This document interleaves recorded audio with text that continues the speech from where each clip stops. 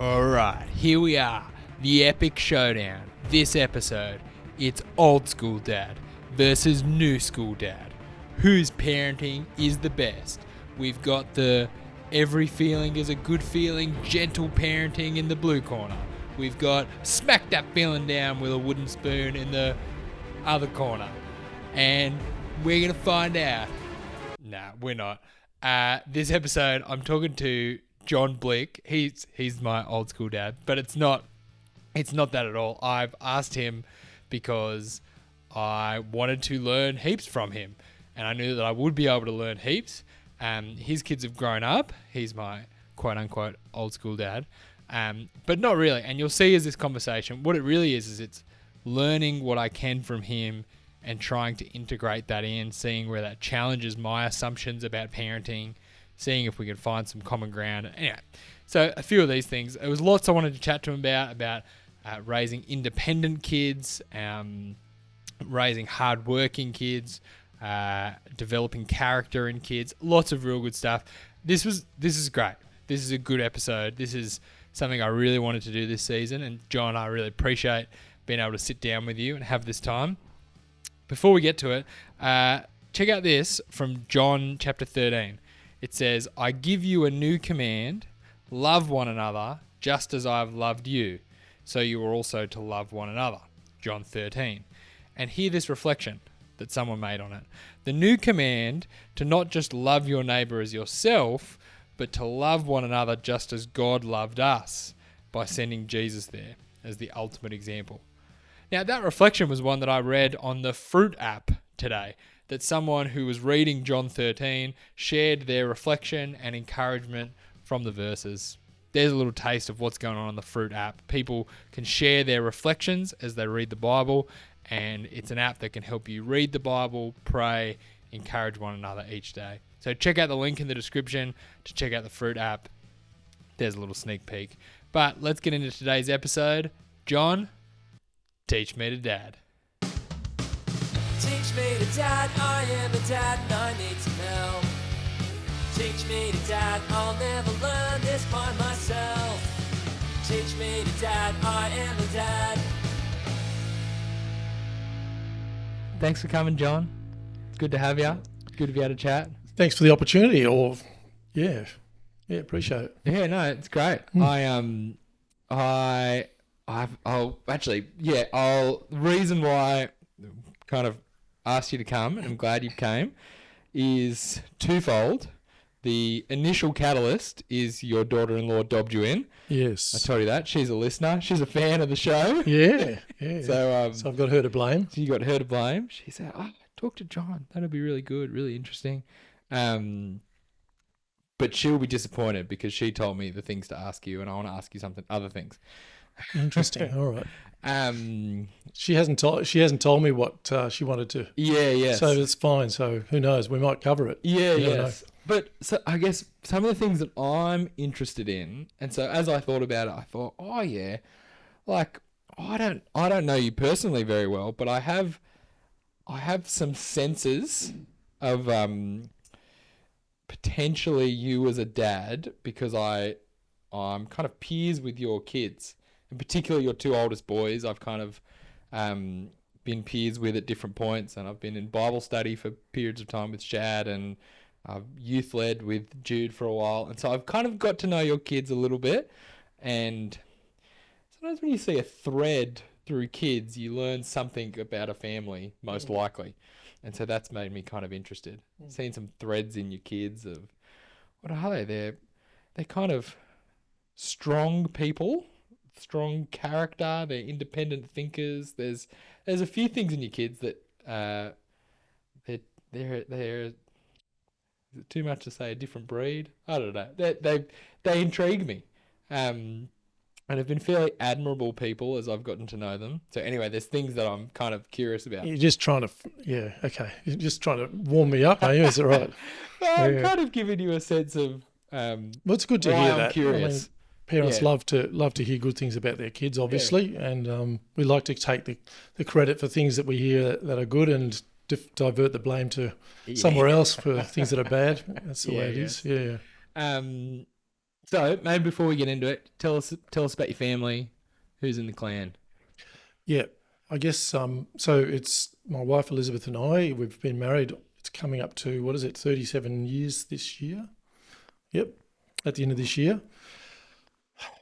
Maybe she'll correct me on that, but anyway, something like that. Yeah, Shad's the oldest, Shadrach, oldest boy. He was actually born in Africa, in Botswana, when we were there as Australian volunteers abroad. And then they're all about, so there's 4 kids and they're all about 16 to 18 months apart. Yep. 17, 18 months. So Jude is the second, and then Dominique, and then Micah. Yeah. So 4 of us. Yeah, awesome. I grew up in Melbourne, born and bred in Melbourne, Elizabeth in Sydney. And we've moved in many places around over the years as a married couple and as a family. And we've lobbed here on the Central Coast for the last 15-ish, coming up to 15. Yep. Yeah, very good. Before I ask you about being a dad and parenting, this is a sort of a get to know you question I pondered on the way here. Let me see if this works. Let's say you were part of the initial colonization team on Mars. Say they send 50 people over, just an assortment of 50 people. What do you think would be your role and contribution in that team of people?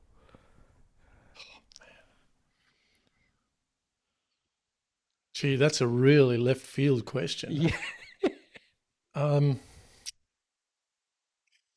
Okay, so I'm not a specialist. I'm a generalist. I'm an engineer. I'm pretty good technically, but I'm not a technical whiz. So I wouldn't be the rocket scientist that does the high tech type things.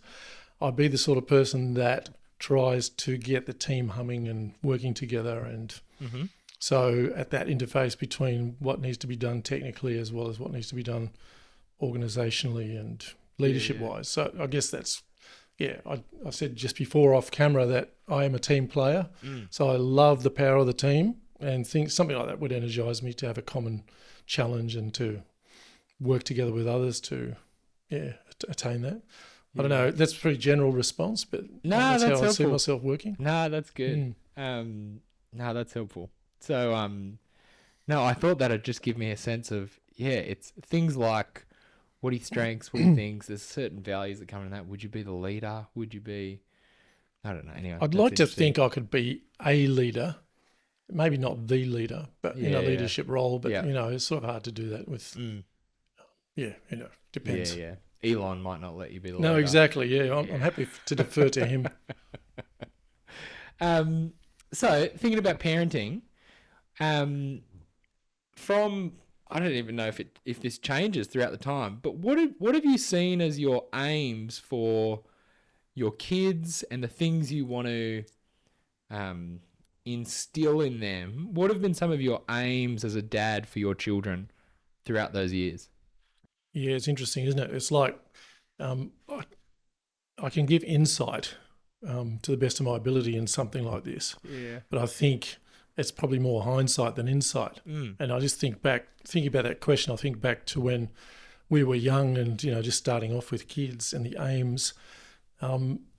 Thinking back, the aims are kind of quite clear and it's like I've worked them backwards into the story sort of thing. But I think, and a lot of those aims were implicit because Elizabeth and I have come from Christian backgrounds and so we grew up in Christian families. So we've had a great blessing of having good role models and good Bible teaching growing up. So we were aware of lots of fundamental principles, and the biggest aim, I guess the overriding aim, and that was more explicit than implicit, and that was that our kids would grow up to love and serve the Lord and that we would raise them in the fear and instruction of the Lord. So that's kind of the overriding aim.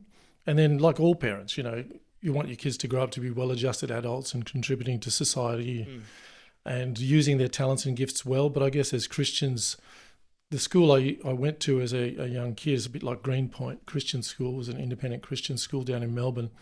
And its motto was, my utmost for his glory.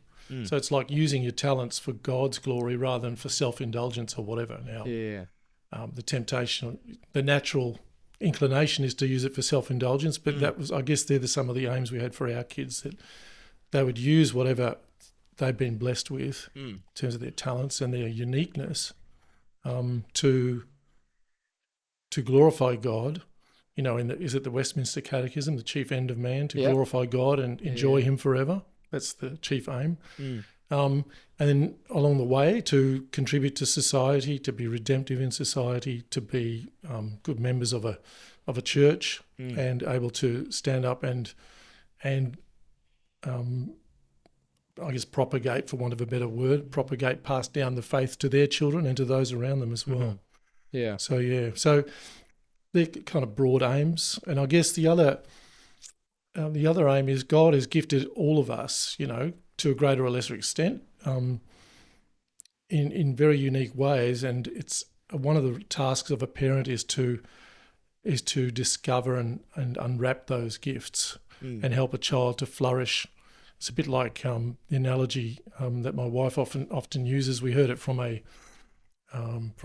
homeschooling parent many years ago, that it's a bit like the Michelangelo statue of David. There's initially a block of marble, and he chips the statue out of the marble, so he gets rid of all the dross and all the outside, and out comes the statue. Yeah. So it's like helping kids to discover who they are, what they're gifted for, and so on, and how to use that and to flourish. That's a very interesting analogy. Yeah, we found that really helpful. As opposed to, say, clay, where you get the lump and you mould it. Yes. It's different to the chipping away. Yeah, we're not seeing God, kind of I what's guess. there, refining what's there. Yeah, it's interesting because I think, you say it, the moulding thing is important as well, because there is some moulding to be done, significant moulding, and as parents, that's a sacred trust given to us. They're on loan to us for 18 to 20 years or whatever it might be, or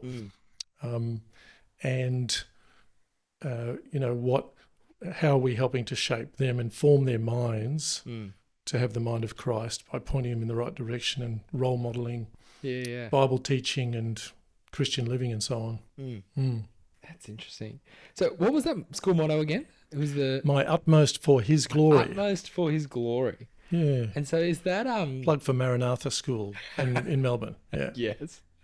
So help me understand that a little bit. Does that have a sense of helping your kids and kind of pursue a certain sense of excellence in whatever they do, but using that for God's sake? How does that how does it work out in practice? Yeah, I'm trying to think so, for example, I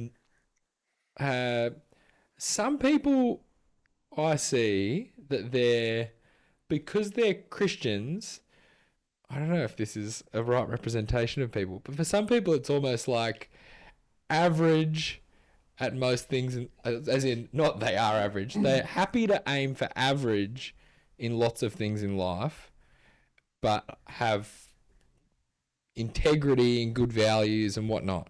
And so it doesn't lead to, I don't know, just... Yeah, okay. So I'm trying are you sort of contrasting the tiger parent versus the more the laissez-faire parent, or... Yeah, possibly. Kind of thing? And where do you set expectations for your kids, and how high of a bar do you set for them to achieve their potential and what they could do?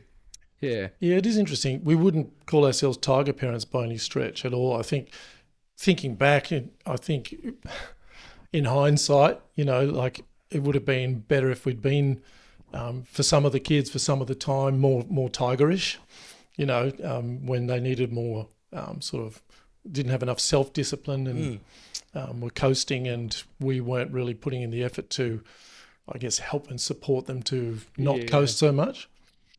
And there are other times, I guess, where we could have backed off somewhat or whatever.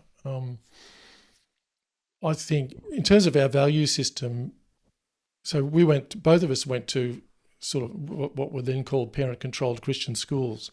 So they were said, we have Dutch background, both of us, from Dutch migrant parents. And when the Dutchies came out, they formed these associations for Christian education. And those schools were basically parent-controlled, so controlled by an association of parents rather than a church per se. Yep. And so it was seen to be, and it was aimed to be, an extension of the home, that the primary responsibility for the education of the children, and particularly the Christian education of the children, but the broad education, the primary responsibility always resides with the parents. So we sort of take it for granted that we outsource that from, like the age of 5 or nowadays the age of 2 or 3 or whatever it is with, daycare, early learning centres, etc., which I have some strong views on. But as told by the air quotes. Go. So we tend to, and that outsourcing is fine, but it can also be abdication. So the parent-controlled school movement was an attempt to try and have that where the parents took that responsibility and delegated that to Christian teachers in a Christian environment. And so the aim of those schools was not, first and foremost, it's not like sending a kid to a top private school, like a Knox or a Scotch college or whatever it might be. So we never had that kind of aspiration for the kids. The first and primary aspiration was they would grow up to love and serve the Lord. And then other things, secondary things like worldly success and equipping them to be the best they could be and whatever, get to CEO level one day, or that was never in our minds as a big issue. It was always, it's the Christian thing first, and seek first his kingdom and his righteousness, and all these things will be added unto you as well. But they may be, right? It's no guaranteed. So that, I guess that was our basic philosophy. That's number one. And number two, yes, we teach our children, encourage them to be grateful for the gifting that they have, and to acknowledge that that is God's gifting, rather than being proud of what they have and proud of what they've achieved. So we've got this, I hear people say, you must be proud of your kids, or your kids must be proud of themselves, or aren't you proud of yourself? Or people say that in general conversation. I'm not saying about our kids in particular, just an example. That language of personal pride, to me, for us, is a bit of a, what's the word? We prefer not to talk in those terms, mainly talk in terms of thankfulness to God for what he's blessed us with. And then how can we use that in a way that doesn't sort of cover ourselves with glory, but brings glory to God. That's a very rambling sort of an answer. That's helpful. That is sort funny. of some philosophy coming out through there about the way we think about these things. Yeah. That's I hear lots of there's a constant little new way of things people talk about with parenting, and how you talk about being proud of your kid comes up all the time. Right. And it's now out of fashion to be proud of your kid. To tell your kid, I'm so proud of you. Oh, really? You need to help them see, are you proud of yourself? And it's trying to not create a parental approval dependency or something. Oh, okay. But the solution this is just secular pop out psych, there, pop psych parenting is no, don't say that.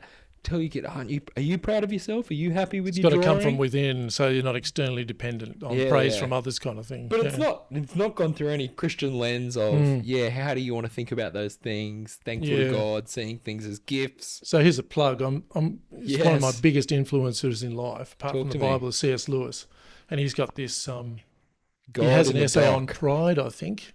Is it called Pride? I think it's, anyway, he talks about pride, and I read it as a young bloke and realised that I was very proud, and I still am. That's one of my 7 deadly sins, I guess. Yeah. And so I have a kind of a, what's the word? Compensating mechanism or antennae that say, and probably to a fault in the opposite direction, that we shouldn't be proud of ourselves. Kids shouldn't be saying they're proud of themselves, that kind of stuff. It's all about what has God made me to be, and am I doing the best I can with what I have? Anyway, I've laboured that point enough. No, that's helpful. And what was that book? Oh, that's one of C.S. Lewis's essays. I think it's just called On Pride or something. Yeah, sure. That's helpful. You Google that, it'll be there. Yeah, that's a helpful point. It's helping them think about their skills and achievements and how that's kind of oriented to God and others as opposed to self-pride thing. So that's helpful. And it's kind of, it may sound a bit platitudinous or whatever, like there's so many, but it's how does it work on the ground? I just think, it's just about the language that you use, because words matter, and the way we approach things, I guess. Yeah. I want to get your thoughts on developing independence, wisdom in your kids. But a practical question to start with. I have a vague memory. Must have been, I can't remember. It must have been when I was in similar circles with Shad that there was a Saturday morning we worked the yard together. Yeah, absolutely. And I don't remember. In my mind, it was an all-day thing, but I don't know if it actually was. Tell me about that. What that looked like, why you did it, and what the Saturday thing. Yeah, and maybe what fruit you've seen from that. Yeah, well, I guess one of the things in terms of developing wisdom and independence in your kids, I think the first big thing you can do to do that is marry the right woman. And I say that because I think my wife Elizabeth has an amazing work ethic. She's just amazing. Like it just, yeah, I'm lazy and compared to her basically. So, and I think teaming up with a person who's really strong in that area, she had rosters for the kids and stuff, chores and all of that, like throughout the week, whatever. And I think teaching kids independence, she actually had them cooking with her from very young ages, helping out in the kitchen according to their abilities, right? And just developing skills. And now they can all look after themselves in the kitchen, no problems at all. And I guess the Saturday morning chores is just, we're part of the household. We all contribute. That's how we, there's this old saying, isn't it? The family that prays together stays together. Yeah. I think Elizabeth's side of the family has a slight variation on that. The family that works together stays together. Yeah. So, and their kind of love language is acts of service, broadly speaking. So it's kind of imbued in the way she does stuff. And I was carried along with that with the kids as well. Yeah. So yeah, I didn't have to do much in terms of initiative in that regard, but other than being at one with her on those principles, and it's fantastic. And she had the kids firing. When we moved into the house back here 15 years ago, we moved to the coast.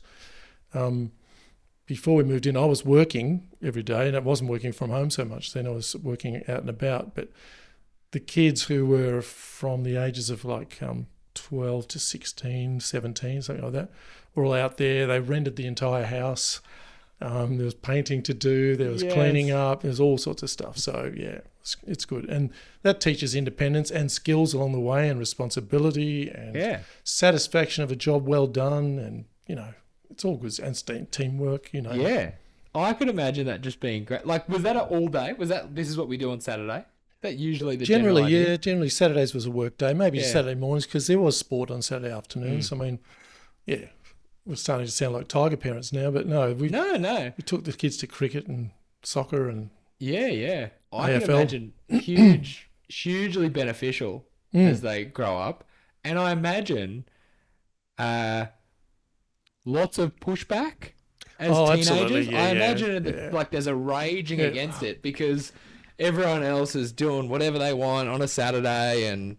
Yeah, not so much really. I think was everyone on board and kind of generally up for it? I wouldn't say there was lots of pushback, but there were times when it felt like we were pulling teeth in terms of getting kids to do chores, and we had to work on incentive structures because kids like the theology is that we do well. I think yes. As Reformed evangelical Christians, we believe in total depravity, right? So human nature is going to go wrong, and it is wrong, right? So train up a child in the way he should go, and when he's older, not depart from it. So kids need training and that sort of stuff, and incentives do help, and things like allowances and as positive incentives.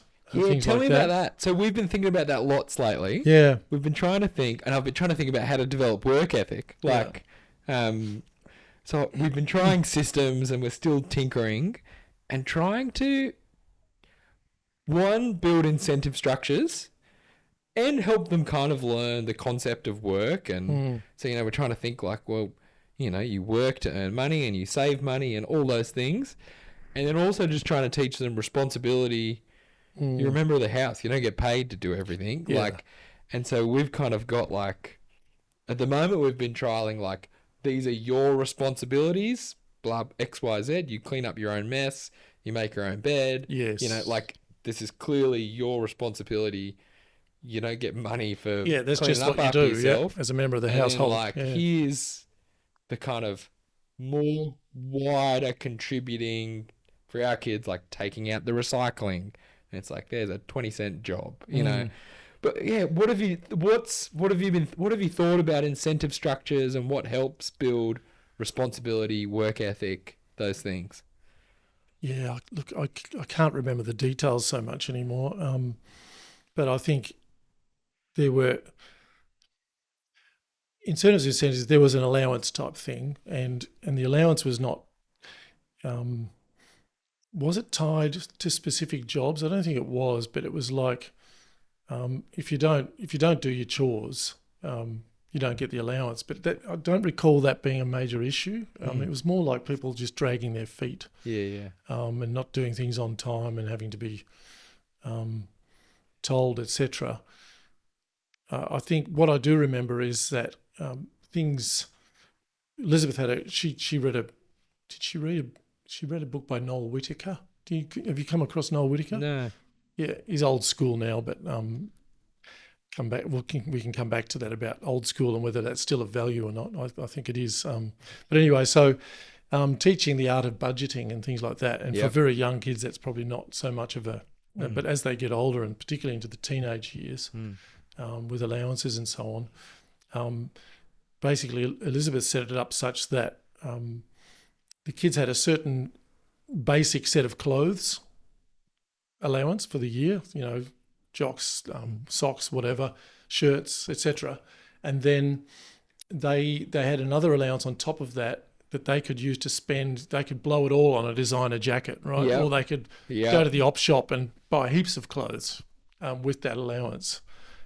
So that was kind of incentive to help them to budget and to be responsible for money and develop that kind of independence. And then basically, in terms of the chores, if the chores weren't done and so on, then that allowance was less generous or whatever. I can't remember. I mean, there's plenty of I guess ideas out there that you can brainstorm. I love that clothes As thing. the kids got older, we started doing. We read as a family. Actually, we read Stephen Covey.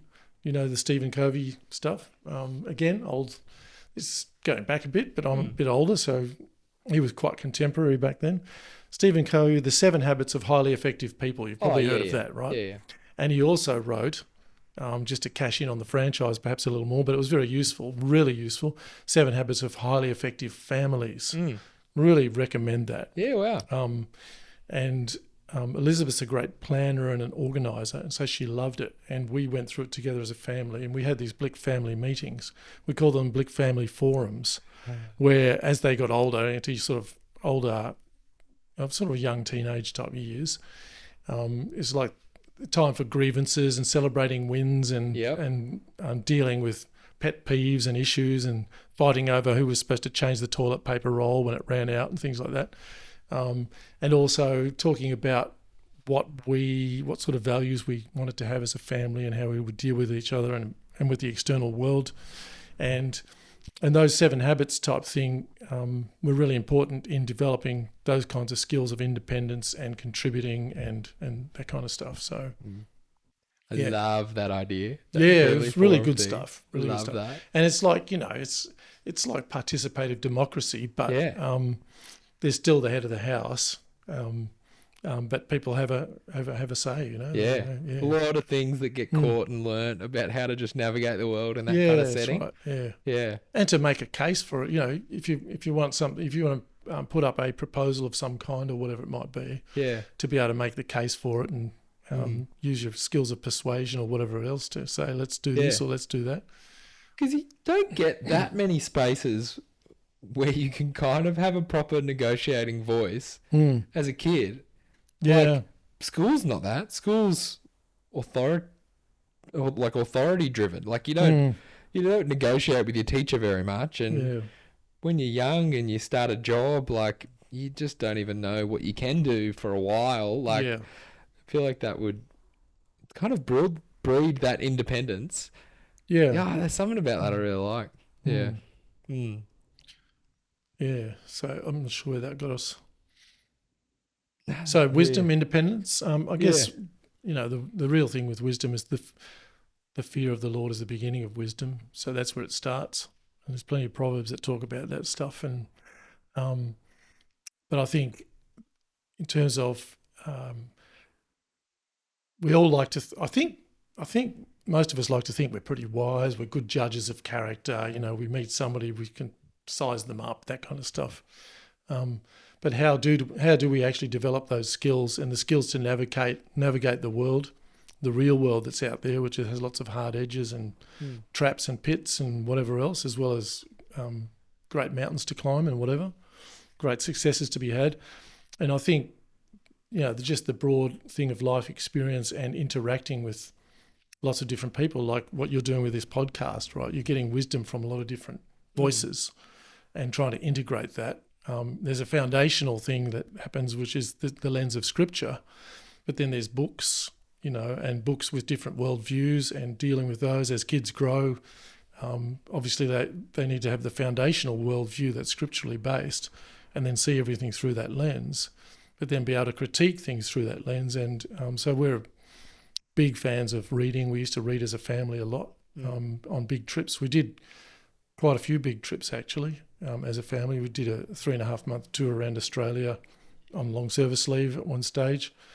That was when I think Micah was like 6 and Shadrach was 10 or 11, something like that, maybe a bit older. So we read in the car heaps, just read storybooks and things like that, C.S. Lewis, Narnia and that kind of stuff. And then reading, the kids are homeschooled, so they were homeschooled for a significant proportion of those years. And so literature was a big part, and learning wisdom from good books. As a recommendation and a plug, something we found really inspiring was if you're into books, if you want to get into books or be inspired about what are good books, where do you start? There's this book, I can't remember the author, but you could just Google it, Honey for a Child's Heart. Oh, yeah. And there's Honey for a Teen's Heart as well. And there's Christian-based things that just recommend heaps of really good books to read over a wide range. And so that teaches wisdom and intergenerational exposure and experience. And that's why I guess we're great, what's the word, advocates for, in a church community, for example, that kids have an opportunity to interact across the generations, not just in kind of narrow age-based cohorts, which is a disadvantage of the school system for a start. And perhaps that's one of the trade-offs. There's, life's full of trade-offs. It's probably a suboptimal trade-off to if you have kids just locked into cohorts in a sort of a church teaching environment as well. I think broad age range things helps teach all kinds of wisdom and independence and life skills. Yeah. So I could go on and on about this stuff, but No, I love it. So tell me some of this intergenerational. You mentioned it a bit before. Tell me about old school and new school. Yeah. What do you think about the new school? What do you think we're missing about old school? Yeah, what do you see? When it comes to child rearing and philosophies around that, I think as a society, I think we are in massive trouble, right? I think we have, as society has moved into a post-Christian sort of age and mindset, and it's becoming increasingly anti-Christian, certainly from the top down and from the opinion leaders and opinion makers and so on. The cultural water in which we swim, or the tide, is just very much certainly secular, but and to a large extent anti-Christian, like that. That's saying, I think I saw a book just here on the shelf entitled "Do Not Be True to Yourself." The world tells us we need to be true to ourselves. The Bible tells us if we're true to ourselves, we're sinful people and we're naturally sinful, and we need God to redeem us, and so we're true to Him, not true to ourselves. So I guess the modern mindset is be true to yourself, be your best self and all of that, and your inner resources will pull you up by the bootstraps and you'll succeed in life. That's not the philosophy. So to me, the old school philosophy is God is at the centre, and if you put Him at the centre of your life, then you're in the best position to flourish and gain wisdom and not waste your life. In terms of how that works out, in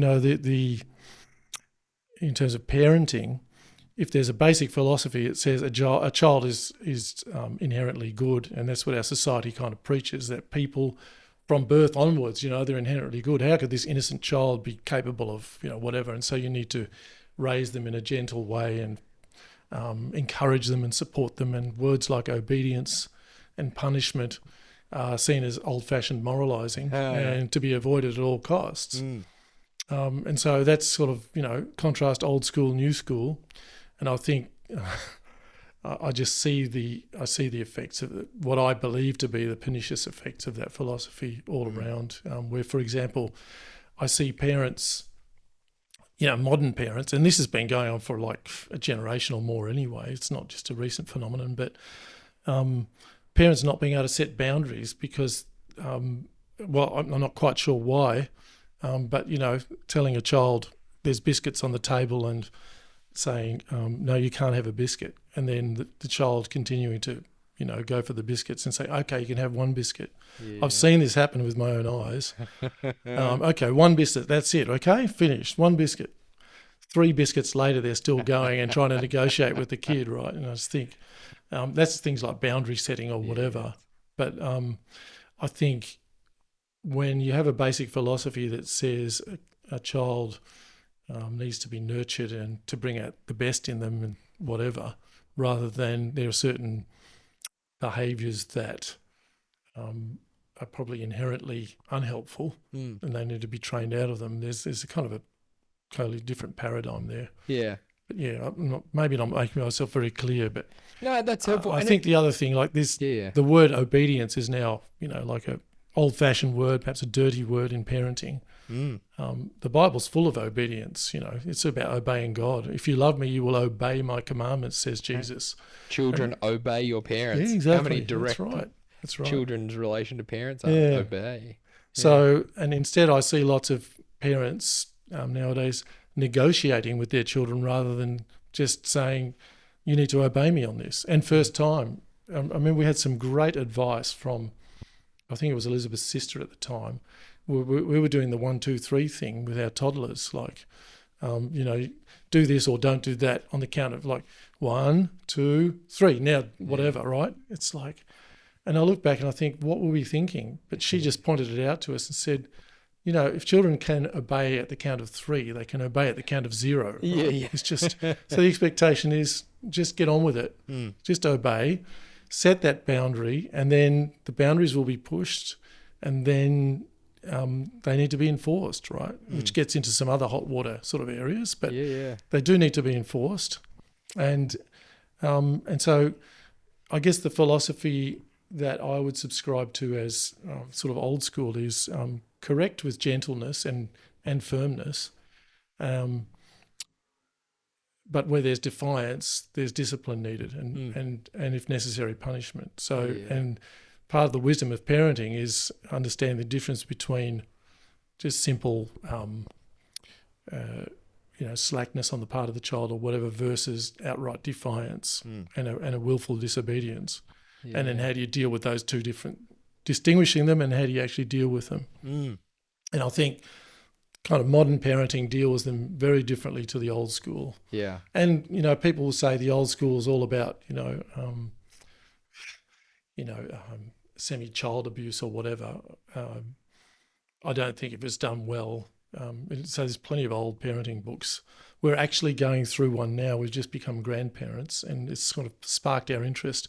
One of the old ones is by a guy called Trumbull, I think. It was written in like the 1890s.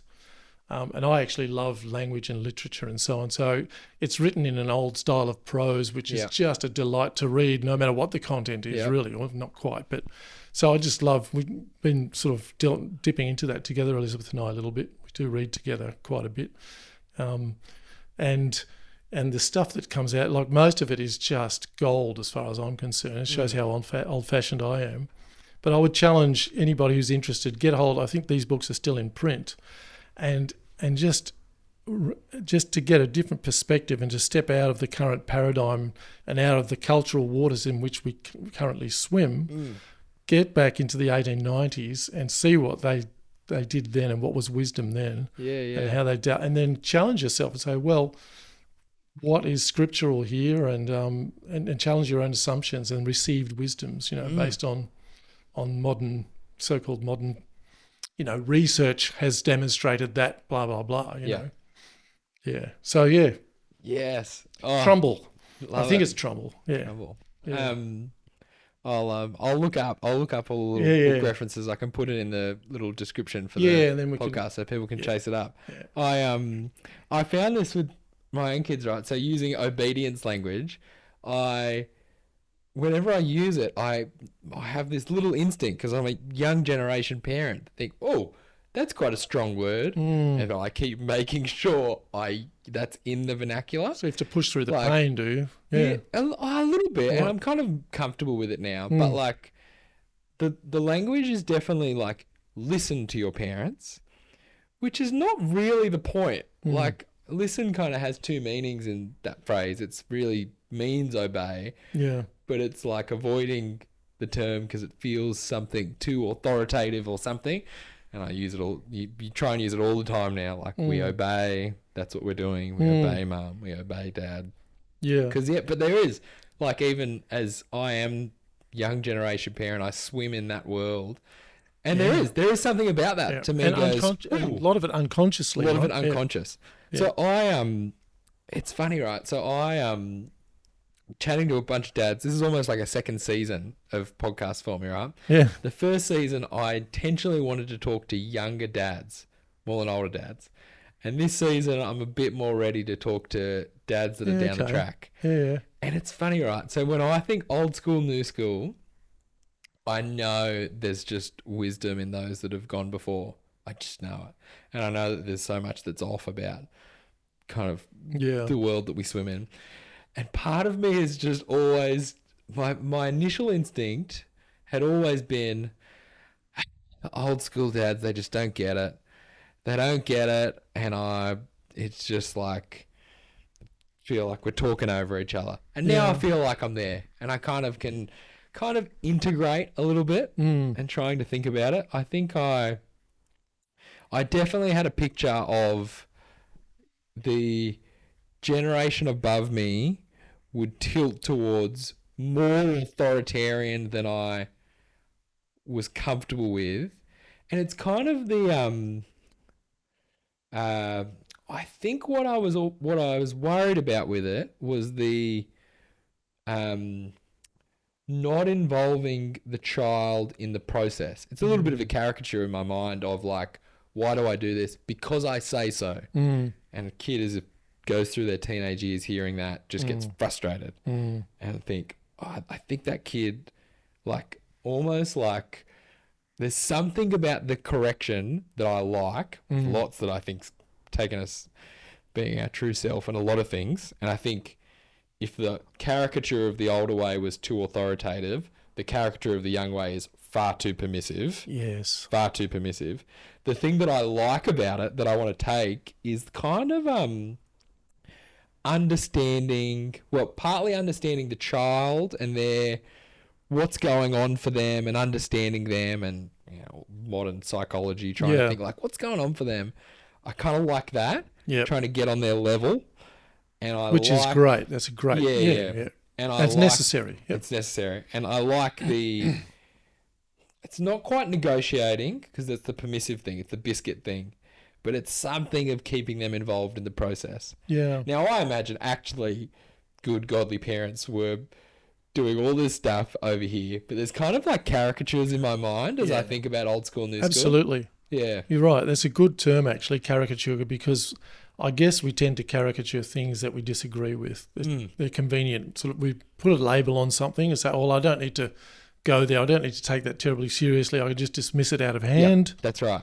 And I don't need to engage with it. Yeah. And it's a good point. So there's polarisation between the caricatures, rather than there is polarisation between the realities as well, but there's even greater polarisation between the unfair caricatures. Yeah, that's right. It reminds me of the Martin Luther. I think Martin Luther made an observation about the human race or human decision making. So individuals and societies that they go from one era to the other, and the pendulum swings the opposite way. But the analogy he used, and that's what's I think was what's happened with the sort of modern parent versus old-fashioned authoritarian parenting, which is now a dirty word, right? But anyway, so authoritative is probably a better, more neutral word. He said it's like a drunk coming out of the tavern at night and jumping on his horse, and he falls off on one side, jumps back on and falls off on the other side. Yeah. Right? So lurching drunkenly from one extreme to the other. That's exactly right. Which I think is a probably good analogy if you don't think things through. Yeah. But yeah, I think to get beyond the characters is good, but it involves effort. And, you know, so hats off to you in terms of just trying to explore this stuff across generations. Yeah. And get to... there are all sorts of narratives out there, and these narratives take hold. And again, C.S. Lewis talks about this. He's got an essay for everything, right? Yeah. So there are certain things that are just part and parcel of a particular age or an epoch or whatever, and they're the received wisdoms, and you just don't think about them, right? It's unconscious. But it's only when you step outside of that, and that's why he says in one of these essays, it's called On the Reading of Old Books, read the old books. It gets you out of the current paradigm and into how did people think in a different age. They had their own blind spots and their own mistakes, i.e. perhaps overly authoritarian, but have a look at how they did it on the ground and what the wisdom is to gain from that, and it might make you question some of your own blind spots or actually see your own blind spots and question your own assumptions. Yeah. So it's a good exercise to do. I was going to say a bit more about that, but lost that train of thought. Yeah. Oh, that's helpful. That's a lot of the things I was keen to pick your brain about. But are there other things that you have in your head when you think about parenting that you want to add into this mix before we kind of draw things together? Yes, definitely. Is one of the really big things, I guess, that so I'll try to come back to this. There was one thing just about the questioning thing, like the obey. We set a rule in our house, and it was after a bit of toing and froing and blood, sweat, and some grief, where, you know, in terms of Elizabeth and I working through how we were disciplining our kids and things not going particularly well, and you learn from your mistakes and all of that. We hope that you do. And we put in place a thing which is obey first and ask questions later or afterwards. So there's not negotiation at the time. This is obey. That works for kids of a certain age, right? So you got to adjust it as the kids get older. The idea was, do as I say and don't ask questions. That's the caricature. Yeah. Do as I say, and you may really hate having to do this or whatever, and think it's unfair, whatever it is. But later on, let's sit down together when we're both calm, and let's talk it through and say, here's the reasons for it, and you can say, well, this is how I felt about it, and what often came out of those sorts of conversations was a mutual learning, particularly as the kids got a bit older, with the kids telling you how they felt, and you say, oh, well, yeah, sorry, I didn't realise that. You know, perhaps I was a bit harsh in that area or whatever, and if you like, it's not a negotiation, but it's an understanding and a rapprochement afterwards, you know, and both parties learn. And it's a good principle which keeps the sort of the biblical principle of obedience up there, as well as treating the child as a rational human being with feelings and whatever else, and validity and identity, and honouring that, but in the right order. Because just at a practical level, it's chaotic, especially if you've got 4 kids close together and they're all trying to negotiate. It just doesn't work. Oh, that's great. I knew your generation was doing something right. No, but that's super helpful, right? That is integrating all that things and putting them in a certain order of the understanding and trying to communicate what's going on for them is not undermining the obedience. So that ordering, that's really helpful. I feel like, and as they get older into teenage years, you know, the obedience kind of thing just drops away, and it becomes. They know what to do anyway. They know what the right thing is. Then it's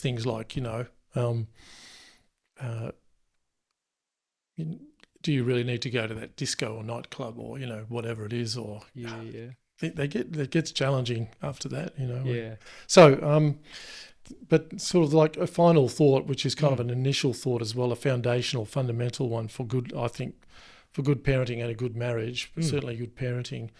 As you would know from bitter experience, kids push boundaries. That's human nature. You try to do as much, get away with as much as you can.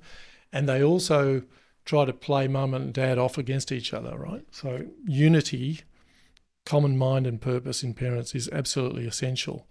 And that starts at like the philosophical level about your values in parenting, and how you resolve conflict and how you deal with things like, what is your philosophy about discipline? Is it time out? Is it corporal punishment? Is it, whatever?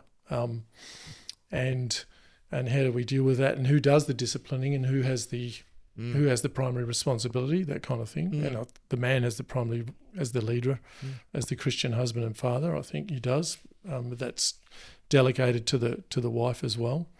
But our marriage text when we got married was from Philippians 2, verse 1 through 4, or verses 2 and 3, I think, some of that. And it was, be of one mind, one having common purpose, basically.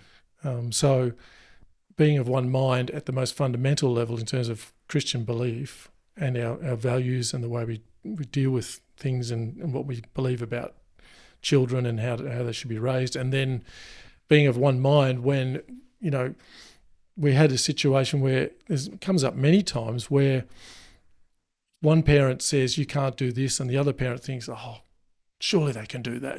I'd be happy. But that the other parent, for whatever reason, has a preference, no, you can't do this or you can do that or whatever, and you disagree. Our mantra, and we didn't always hold to this, but it was, okay, if one parent has said something, that's what we go with, even if the other parent really disagrees with it, unless there's a safety issue or something, right? And then later on, that's when you ask questions of each other behind closed doors. I disagreed with what you did there. Tell me why you did that or whatever. Because the kids, it'll drive kids crazy if they get mixed messages from parents, and they will always go for the weak link, whatever they perceive as the weak link. So that just from a practical point of view, that solves a lot of heartache and problems. So there's a practical wisdom in that, but there's the philosophical thing as well. You've got to be on the same page with kids if you want them to grow up healthy and well-adjusted and whatever. So that's kind of just a fundamental requirement, prerequisite, if you like. Yeah. Oh, that's great. That's really good. Oh, that's awesome, John. I really appreciate all those thoughts. I'm going to take them away, chew on them. Bring out some reflections. I appreciate the listening and the fact that, I guess part of this is these sorts of conversations. It would be great if we had these kinds of open conversations intergenerationally anyway, right? And I think that's a good, healthy Christian community does that. Good extended families do that. And it's part of the way in which we support each other because what's the old saying? Life is learned backwards, but it's lived forwards. Like we can say lots of stuff from hindsight, but it's not obvious to you at the time as you're needing the information. Hence the blessing that if there are older people around, it's great to be able to pick their brains and just understand their perspectives. Even if you disagree with them, it might make you sit up and think. And And I guess I shouldn't say Do it. It's good for older people to be challenged in their thinking as well, right? And that's probably, for me, that's quite challenging. I think it's probably harder for older people to be challenged in their thinking. But to have good ways of resolving those differences and talking them through in a healthy way would be useful. Oh, that's good. Yeah, good.